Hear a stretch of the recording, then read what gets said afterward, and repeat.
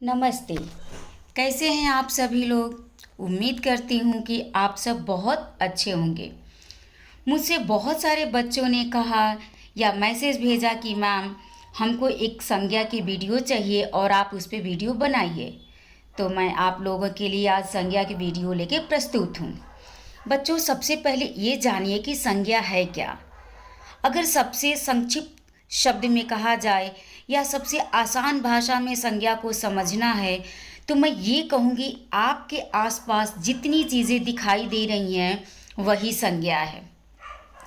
संज्ञा वे शब्द हैं जो किसी व्यक्ति, प्राणी, स्थान, वस्तु अथवा भाव को बोध कराते हैं।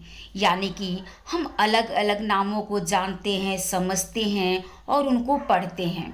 तो इस तरह से हम संज्ञा को कह सकते हैं कि किसी व्यक्ति, वस्तु, स्थान के नाम को संज्ञा कहते हैं। अब संज्ञा के कई भेद होते हैं जिसमें मुख्य तरह से 3 हैं: व्यक्तिवाचक, जातिवाचक, भाववाचक। लेकिन बहुत से लोग या बहुत जगह आप पढ़े होंगे कि संज्ञा के 5 भेद हैं। तो आप घबराइए मत, मैं वो भी बताऊंगी। एक्चुअली देखा जाए तो संज्ञा के 3 ही भेद होते हैं: व्यक्तिवाचक, जातिवाचक, भाववाचक। उसमें 2 और संज्ञाएं आती हैं जिनका नाम है समूहवाचक और द्रव्यवाचक। बच्चों, ये द्रव्यवाचक और समूहवाचक जो संज्ञा है ये जातिवाचक संज्ञा के ही भाग हैं। या इस तरह से कहें कि व्यक्तिवाचक संज्ञा से नहीं, भाववाचक संज्ञा से नहीं, बल्कि जातिवाचक संज्ञा से ही ये दोनों संज्ञाएं निकलकर बनी हैं। तो आप समझ गए होंगे कि जो हमारी द्रव्यवाचक और समूहवाचक संज्ञा है वह जातिवाचक संज्ञा का ही एक भाग है। तो सबसे पहले हमारे सामने है व्यक्तिवाचक संज्ञा।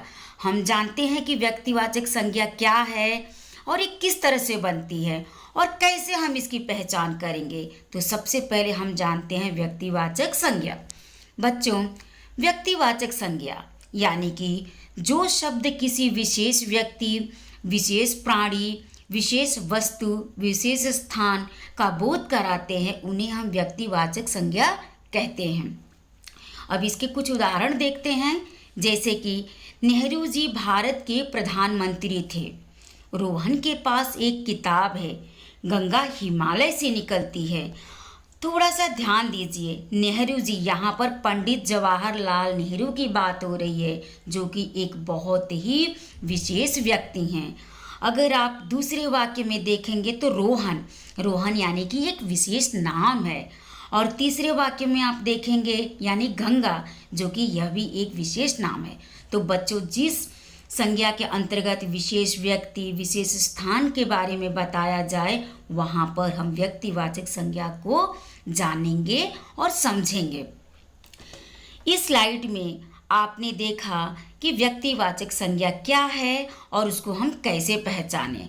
उपर्युक्त वाक्य में नेहरू जी, गंगा, रोहन ये सभी शब्द विशेष नाम को प्रस्तुत कर रहे हैं, इसीलिए ये व्यक्तिवाचक संज्ञा है। अब अगला स्लाइड है जो कि जातिवाचक संज्ञा के बारे में है। जातिवाचक संज्ञा, जिस संज्ञा शब्द से किसी जाति की सभी वस्तुओं अथवा सभी जातियों का बोध होता है उसे हम जातिवाचक संज्ञा कहते हैं। जैसे इसके उदाहरण देखिए, किताब मेज पर है, वृक्ष पर चिड़िया बैठी है, बच्चे माता पिता की बात सुनते हैं। ध्यान दीजिए, पहले वाक्य में किताब, दूसरे में वृक्ष और तीसरे में बच्चे, ये तीनों जो हैं जातिवाचक संज्ञा हैं। कैसे जातिवाचक हैं? ध्यान दीजिए, अगर एक किताब आपसे बोला जाए या समझाया जाए तो आपके मन में किताबों को लेकर बहुत सारे प्रश्न उठेंगे कि कौन सी किताब, कैसे हम पहचानें। तो बच्चों, जहाँ पर कोई एक शब्द कई जातियों के बारे में बताए या बोध कराए तब वहाँ पर जातिवाचक संज्ञा होती है।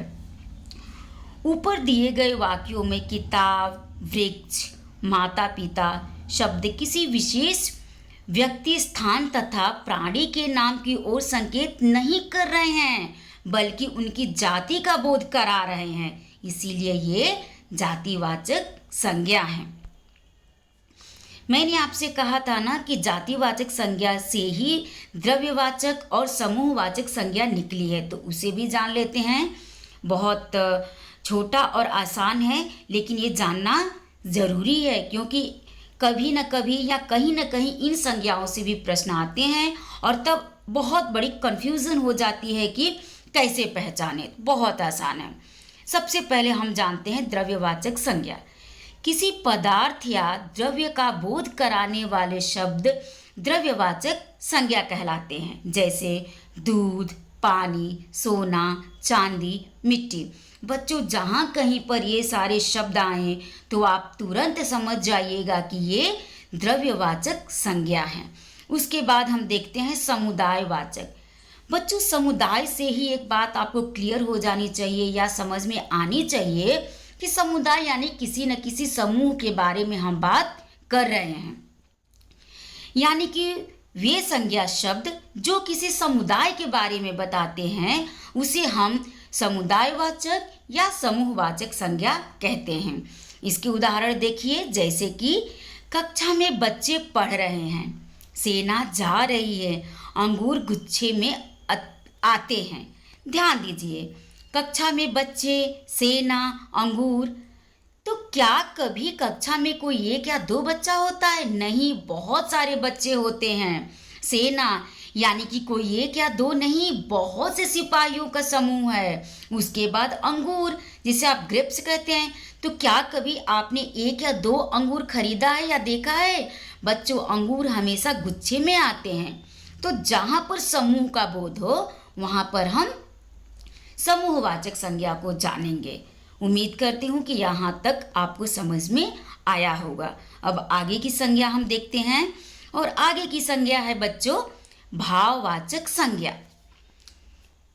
जिन संज्ञा शब्दों से किसी व्यक्ति, स्थान अथवा वस्तु के गुण, दोष, दशा या अवस्था आदि का बोध हो उन्हें हम भाववाचक संज्ञा कहते हैं।